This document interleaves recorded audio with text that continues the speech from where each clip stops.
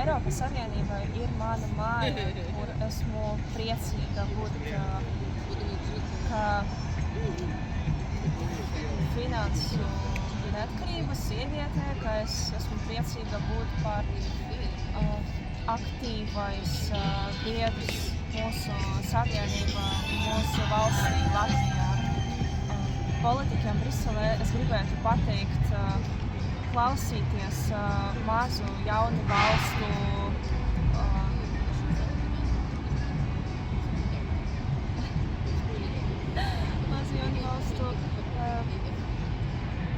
vēlmes